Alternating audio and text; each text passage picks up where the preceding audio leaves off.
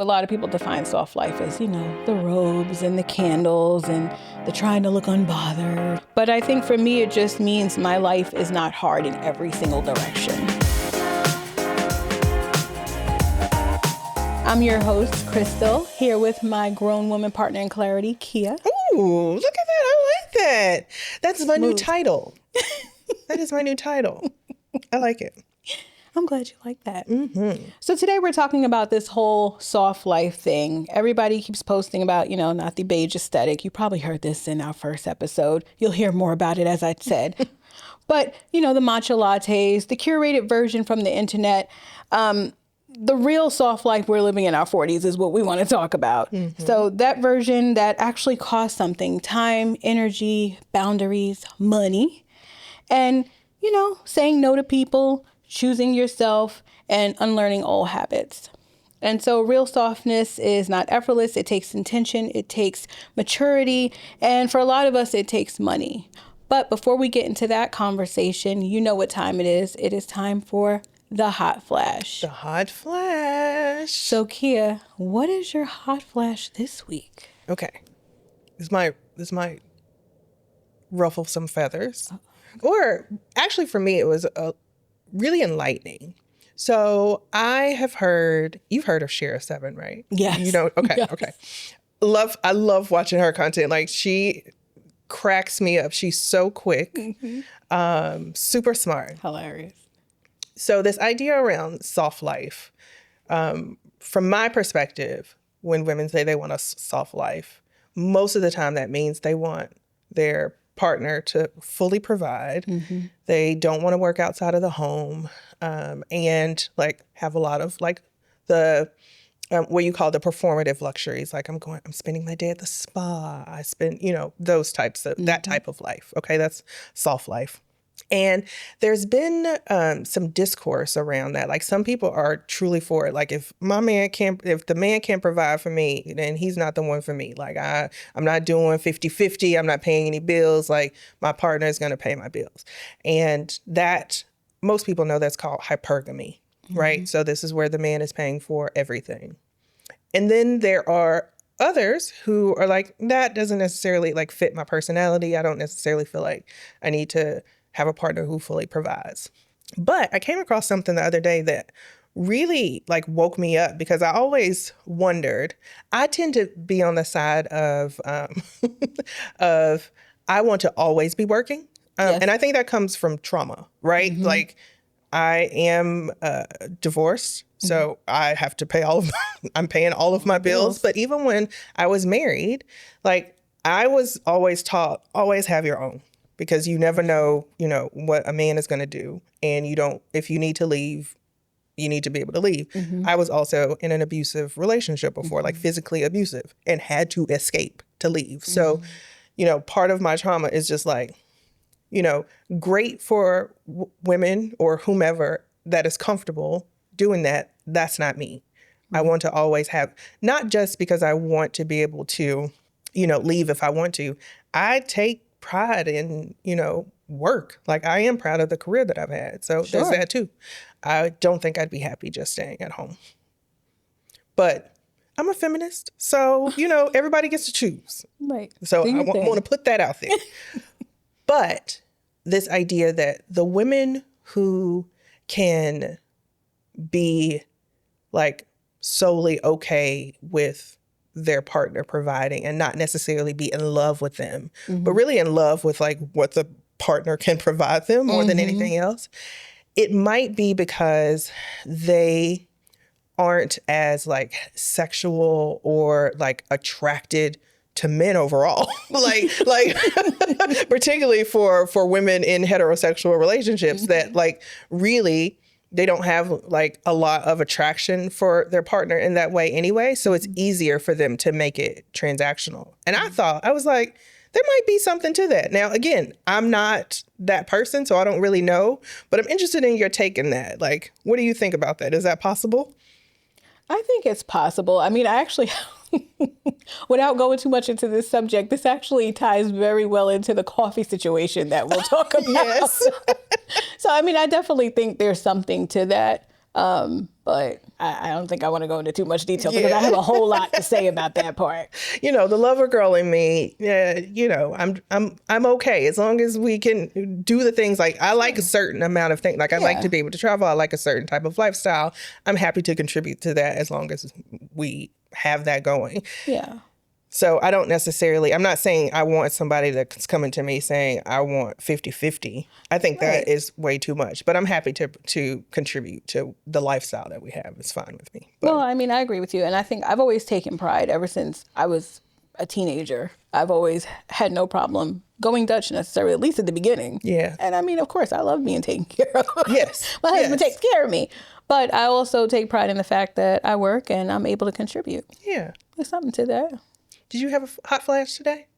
I have a hot flash. Oh, okay.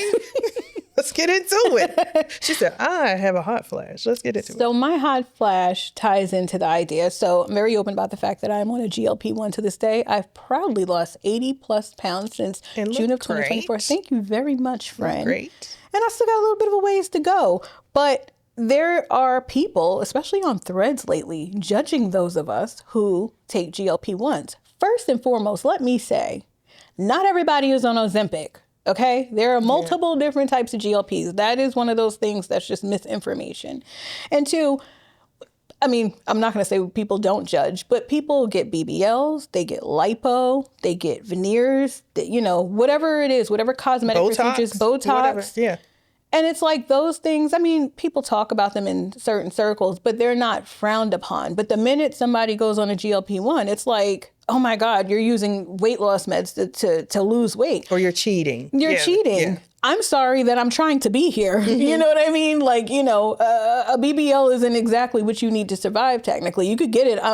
Hey, do your thing, sis. But I wanted to be here and I was feeling all the things by being overweight. And I'm sorry if you create a shot and you tell me once a week that all I got to do is this and I can lose weight. Hey, and also, yes, responsibly understanding that being on a GLP-1, it is a part of the solution, but it's not the whole solution. Right. Okay. So there's just a lot of misinformation out there thinking that all of us are taking away from people who are most of the people who are on it have diabetes. I'm trying to avoid getting it. Cut me some slack. Yeah, and there's some people that have like PCOS and other things, that make it hard to lose weight. So need an extra boost. You need an extra boost, and that's the thing. The idea too that like everybody that is bigger, you know, if we could all just eat good, I would be that person because I think there's also an idea, these stereotypes about like what people of size eat. We're all sitting around eating fried food, and I literally almost hate fast food. So it's not something I'm doing all the time. Yeah. It's just I have PCOS, causes insulin resistance. It makes you gain weight. There's a lot of things. So that's my hot flash. I like it. Thanks for putting us on. Putting you on. And it's very expensive, by the way. So don't judge. Yeah. We're working really hard to, you know, do this. But all right. So let's hop into the things that make us happy. Okay. Yep. Let's do that. You know, we love our little luxuries. So, Kia, start us off. What is your little luxury this week? My luxury is, okay, this is really strange. I think it's strange. It might not be to you. Go for it. So, my little luxury for this week, we're talking about the soft life. Yeah. Part of my soft life choice is to not have Tupperware. I am a Pyrex girl. Okay. I am all about glass containers. Like I realized that once, you know, got into my first place for myself, I got rid of all the plastic. I only have Pyrex glass containers. It makes me feel good. It's healthier for you than plastics. Like it doesn't keep the spaghetti stains, like none of that stuff. None of that stuff is sticking around. And so, yeah, it seems small, right? Like it's something, again, these are about practical luxuries. Yeah. So it's not something that like costs a ton, but it's like a small little upgrade to your life of like, oh yeah, I don't have all of these plastic bowls and containers without the tops. No, I have Pyrex without the tops. No, I'm just kidding. I go I'm pretty strict about trying to keep my tops to the Pyrex, but still, it's just like one of those small little life upgrades that I think like a lot of people don't think about. Right. I mean, that's not the luxury I thought, you know, that you were going to say this week, but that is a practical luxury and a health one. So I'm not mad at that. All right. Well, my little luxury is Bully 1803. I'm not going to even try to pronounce it in French, but it is a French oil, Universi Official. It's the Bully 1803 French oil. I get it shipped straight from France. Oh, Yes, okay. Yes, ma'am. beautiful. So the scent I get is Peruvian tomato. Brown girls, if you grew up using jam hair gel, Yeah, okay. okay. It has, and I've said this to some people, and they're like, okay, jam. But it actually smells so good. It almost reminds me of Aesop a little bit in that it's like this, it's not fruity. Okay. Or teeny Yeah. bopperish. It is that, natural. Tomato. Does Peruvian does it tomato. smell like a tomato? With bergamot in it. Like, okay. it's a grown up. It's not too like, I say It teeny sounds bopper. earthy. It's very earthy, Yeah. yes. And it just screams French, and it's a lightweight, dry oil, but I really like it. Mainly, the packaging is luxury. It comes from France. They send it with this cute little book. They send a card with calligraphy with your name. Like, they make it the I experience. love great packaging. Yeah. Great packaging. I mean, it's amazing. And they send free samples. Like, I'm not mad at it. And I mean, it's under $70. It comes straight from France. I mean, that makes you feel top notch. Yeah. Yeah, so that's my little luxury. I love a good bath in my oil. Oh, I like it. So are you ready I think so. for the soft life ain't free? Yes, the soft life is not free. I know all too well. You know all too well. I feel like I'm providing my child a soft life or my children a soft life. My grown adult children a soft life, but it's cool. It's cool. They deserve. They do. Yeah. They do. My son actually messaged me yesterday and was like, "Oh, so how many gifts can I get For Christmas. for Christmas?" Because he's an adult now? I'm like, "You're 21." Yes. They think they still gonna sit around the tree and get stuff. So yeah, they live the soft life. I am getting my 22-year-old gift still. She doesn't have kids. No, Like it's for fun. us growing up, once we had kids, and again, I had children early. Yeah. So by 21, I had their first granddaughter. So I stopped getting Christmas gifts. They all went to Bria. They went to her. Yeah, yeah. Rightfully it's fine. so. So she's still getting Christmas gifts. It's all good. There's nothing wrong with that. But So- what is soft life to us at 40? A lot of things. I mean, I know a lot of people define soft life as, the robes and the candles and the trying to look unbothered. And, I mean, real life bothers us daily, but I think for me, it just means my life is not hard in every single direction. Right. Yes. It's a combination of things, a lot physical, peace, mental wellness, my health. It's a number of things. It's me choosing myself. I am not afraid to say that I prioritize myself, and Without guilt. without guilt. Yeah. Wife, mother, and all. And so I'm a little bit selfish about my soft life. But how do you define soft life? Yeah, well, I think first and foremost, there needs to be like a delineation of a soft life means a man is providing it. Oh, like, let's just, again, women are doing all the things. So I provide my own soft life to myself. And that's the thing. Like, I think really understanding like what you want out of life and being able to, for lack of a better word, like curate that. Like, an example is like, I don't like a lot of noise. I found that I used to be overstimulated all the time. There's always like, when the kids were younger, everybody has their own, piece of tech and, football is in the background and like all these things. You walk in your house and it's just like all these things happening. You barely, like, I don't watch much TV. You barely have it. What's playing in my house is usually like classical jazz, like some type of like music or nothing, like no TV, no nothing. My son that has special needs, like he loves his tablet and that's one of the best ways for him to communicate and learn. So, but he wears headphones because I'm not listening to that all day. So to me, the soft life is what are the things that you need in order to regulate your nervous system actually. Yes. So like, how can you create calm and peace in the way that you see calm and peace. So what soft life looks like to me is completely different than what it would look like for you. But being able to provide, to one, know what it is for yourself, and two, be able to provide that for yourself, or have a partner that will help you provide that, or decide together what your soft lives are going to be. Because, particularly Black men, they got it hard too. So you want them to be able to live a good life too. So, and, for some men, them being able to live a good life is making sure that their family is able to do that. So however you define it as yourself individually, and if you're partnered with your partner, I think is really important. I agree. And I mean, there are parts that I definitely share with you. For instance, my mother has always questioned why I have my bedroom door closed all the time. And I know, and granted, kids are around. When they were small, I didn't do that. But till this day, I keep my bedroom door closed. If Andre, my husband, is not, he's downstairs, he's got in his man cave, my door is closed. And that is how I preserve my peace. I want no noise.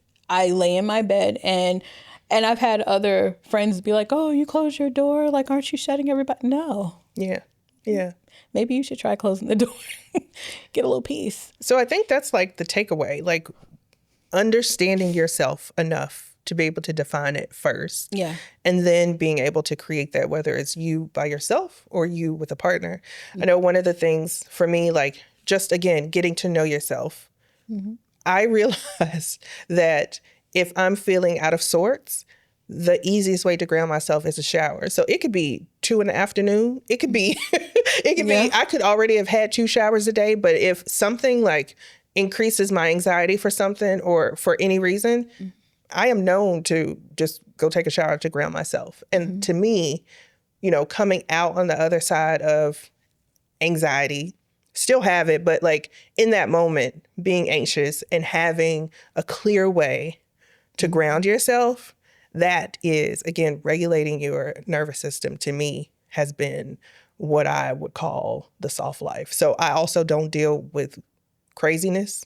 Like if somebody has like a lot of drama in their life, you're not bringing. I'm very selective about who comes into my home, like the energy that you bring into my home. A lot of people come to my house and they say, oh, it feels peaceful here. Right. That's because I'm not letting chaos in. That is intentional. Intentionally. Peace is expensive, okay? Especially when you're used to chaos, all right? Yeah. And so, I'm very selective about that. Like, I'll meet up with anybody, but not just anybody who's coming into my home. You know what I mean? So it is, for me, it is, especially now when I'm on this, healing journey that's never going to end, knowing that I spent so many years in constant anxiety and stress, I'm just looking for ways to de-stress. And so if you can't add that or keep that going, keep that going in my life, then no, thank you. We're talking about how your journey into the soft life, if you will, started. I mean, I think I've always been a little bit selfish about prioritizing myself. But for me, it didn't quite start cute. It started with, you mentioned anxiety. And for me, I literally was 25. And some of it I will attribute to the fact that my husband was in the military. I'm young. I'm away from family. And now this man is deployed. Yes. Okay. And all I see is what I see on TV. And I remember I started literally having anxiety attacks to the point where I went to the hospital because I thought I was having a heart attack at 25. And then they were like, yeah, your heart's healthy. You have generalized anxiety disorder. And I was like, so that makes it feel like there's a rubber band on my head? Because that's what it felt like. And I winded up on all the medications, the Lexapros, the Wellbutrins, the Zoloft, and the Klonopins, and started feeling some of them felt great, but you also begin to feel a little bit disconnected from yourself. Yes.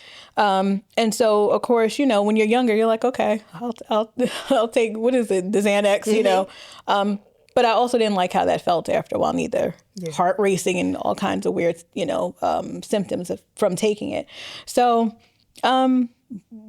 after a while, I was like, okay, something's got to give. Right. And that's when I think, although I say I've always kind of prioritized myself, that's when I was like, no, because now this can affect my health. Yes. So the same thing you did, I started not apologizing for being home more because that's what made me feel safe.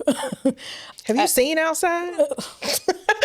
I love being at home. I love being home. I pay a lot to be at home. Yes. I don't think people talk about that enough. Okay, Right. It costs more to stay at home than it Yes. does to go And every out. time I go outside, I'm spending at least $100. So please, let's stay at home. Gonna sit at home and mind my business at that point, you know? I think as you get older too, you're also learning how to carry things differently. That's kind of, you know, how that journey into the soft life started. And again, it's still an evolving process, but I will always say that I prioritize myself, and I think more people should, because as you get older, there's just too much more that's at stake health-wise if you don't. Speaking of health and the soft life, something that has been really helpful for me in my soft life journey that I'm providing myself is hormone replacement therapy. I mean, you were talking about being on a GLP-1. I am on HRT. So how is that? Listen, your girl's knees don't hurt anymore. Really? Okay? Like, yes, it got, I didn't know that was a yes, thing. like I didn't even realize there's so many things that happen to women in our bodies when we turn 40 that we just attribute to like, oh, it's just old age. Oh, it's just like whatever. Oh, I need to lose weight. No, I was going to the chiropractor. I'm like, why are my knees hurting? Like, I don't even do anything. How am I waking up a relatively healthy person and just in pain? And I started taking hormone replacement therapy. And for those of you who've never heard of it before, it is a bioidentical, like you're taking estrogen or progesterone. Most of us already have progesterone in our birth control. So most of the time it's some type of additional estrogen because our hormone levels deplete like crazy after 40 in perimenopause while you're going toward menopause. We're losing our hormones. And that's why our bodies are aching. That's why we're having those hot flashes, the night sweats, not being able to sleep, the insomnia, like all of those things. A lot of them, we just think is old age. It's actually just us not having enough hormones in our body. So you are adding those hormones back in. And so I started taking HRT in May of this year. And it took maybe within the first 2 weeks, I felt so much better. Really? I felt so much better. I've talked to my doctors about it. They know that I'm on it because a lot of times it's not going to be prescribed by your doctor because just recently, over like the last couple of weeks, they have lifted what they call like the black box, which is like this FDA warning about estrogen and how it could cause breast cancer. And that is true. There is a link between elevated estrogen. But with your doctor, that can be monitored, and it is an extremely low risk. So if you are already high risk for cancer, you definitely want to talk to someone before taking it. But listen, it's changed my life, and it's given me the soft life because I don't have Meg Thee Stallion knees, okay? But your girl isn't aching anymore. Aching no more. It's not aching anymore, so it's great. So what was the noticeable shift with the hormone replacement? Like you woke up, and you're like, oh, like my knees don't hurt. Like, was there anything else that you just woke up and it was like, wow, like I feel really different today? Yeah, I think my mood is better. Okay. So I have a good friend that had anxiety, and she used to talk to me about it. I'd have empathy for her, but I'd be like, that sounds awful. Like, I don't know what that's like. I don't know what it's like to have anxiety. And she'd be like, really? And she knew me. She knew my life. She knew at the time that I was married to someone who was deployed all the time. I have a child with special needs. I have 2 very active other children, typically developing children. So she'd be like, you don't have any? I was like, nope. I don't know what that's like. Like, I remember all the time being like, I'm sorry, I don't know what that's like, but I feel bad that you're going through that. When I finally started going to therapy, I started explaining to my therapist like how I was feeling about certain things. And she started asking more questions. And we found out and discovered not only did I have anxiety, I had it all the time. Like I was like in a constant state of stress and anxiousness. Yes. And overstimulation. So yes, high stress, anxiety, overstimulation. That's like one of the first things that pushed me toward making sure that my home was as peaceful as possible. And like even, sharing with the kids, like how to have the type of environment that was helpful for all of us, not just for me. So how can like Reed with his like loud Kindles and iPads and things like that, like how can you still have what you need while also being aware of what other people's needs are? So our compromise was him always wearing headphones. He knows when he's with mom, headphones are on. With dad, not so much. And that's up to them, right? So curating that life. So that my mood increased, less aches and pains. I think that I sleep pretty well. I have an Oura ring, you might see here. And my sleep is pretty good for the most part. Like, except when we're up at 4 a.m. on TikTok. Exactly. Except for those times. But it's not just me. Like, a lot of women have stories. Like, I wasn't necessarily experiencing insomnia or hot flashes, but I have read where those who were experiencing don't have those anymore because of HRT. That's great to know. I mean, I remember you mentioning it, but I didn't know what the complete capabilities of it were. Do you take it orally or is it a shot? So they have different types. Okay. Mine is a cream. It's so I just every morning as I'm doing like my morning routine, every morning I just, rub it in, make sure to the cream. Yeah, and I just make sure that like I don't like I take it after, I put it on after the shower, right? And even if like I'm running out the door, giving it time to absorb. So like a few minutes because it absorbs into your skin. But yeah, and I just put it right here on my forearm. That every is day. Great to know. Yeah. Okay. But they have patches. They do have, I believe that they do have like oral pills. So there's different forms of HRT. Yeah. Wow. The same for me in a different way. For me, weight, as I mentioned earlier, in my hot flash has always been a thing for me. And so, I've always been plus size, but I always called it manageable, cute plus size. And I always, the funny thing was I always dictated how. Face card has never declined, okay? Thank you, Frank. I try. But I always gauged how much weight I had gained by if I could still take certain poses and they looked okay. When the angles wasn't angling at all anymore, I was like, no, it's time to go. It's time to go. Something. Yeah. And for years, for about 2 years, I tried to get, the name brand GLP-1s through work and insurance. And that's a whole thing that nobody discussed these days. I mean, well, people are discussing it, but it needs to be talked about more. And of course, she was denied because God forbid you're plus size, but you don't have comorbidity. So I didn't have high blood pressure. I don't have diabetes, but I was trying to avoid getting them. Yeah. And then from that point on, I started hearing about compound meds, which are made at compound pharmacies. And these pharmacies have the capability to make medication in dosages that normal pharmacies can't make it in. Sometimes people get prescribed larger doses. And so I went through a compound pharmacy. And of course, there's a whole thing with that, being sure that they're certified. And I did all the research. And I went on the equivalent of Zepbound or Mounjaro. You've probably heard those. It's been the best thing for me. Yeah. I lost weight. My joints don't hurt. I mean, there's some, over 40, probably perimenopause stuff going on. But I feel so much better mentally, physically. And I think it's one of those things that if you feel like you need it, do the research, understand that it is part of the solution. There's still other things you need to do. As a 40-plus-year-old, we lose body mass and body muscle? What's it called? Or mass? I can't think of the name Muscle right now. mass. Muscle mass. Yeah. There you go. We lose that as we get older. And that is something that happens even more so when you take a GLP-1. Yeah, I wanted to be seen again. And the GLP-1 helped me. I'm so glad. You just seem happier. So much happier. Like I've even just personally seen like the difference in your energy levels and things. So it's been nice to watch from the sidelines. Super happy for you, friend. Thank you. Yeah, I do feel really good. I'm really happy about it. And this is why the soft life ain't free. It is definitely not. It definitely costs many things. It costs money, time, peace. Yeah. So lots of cost. Well, that's why we say wellness isn't an aesthetic, because it is real work in lots of forms. Like we said, appointments, supplements, boundaries, routines. Regulated nervous system. That will always be my thing. Yes. I will tell somebody, you are dysregulating my nervous system. You must go. You must go. Get out of here. Today's note is a note to my present self. Dear Krystel, I want you to remember this part. The part where you finally stopped trying to be the strong one all the time.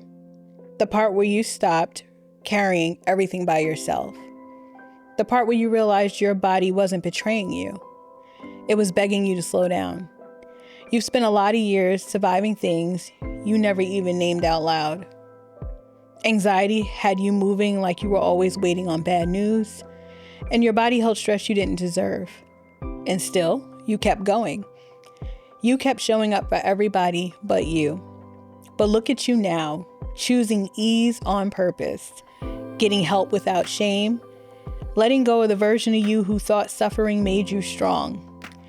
Baby, you don't have anything left to prove. Softness doesn't mean you're weak. It means you finally trust yourself enough to be gentle even with your own life. So here's your reminder. Take the medicine if you need it. Say no when your spirit is tired. Walk away from the things that tighten your chest. And don't apologize for protecting your peace that you fought to find. Your soft life is not selfish, it's sacred. And you deserve every bit of ease that's coming to you. Signed, the you who finally chose herself.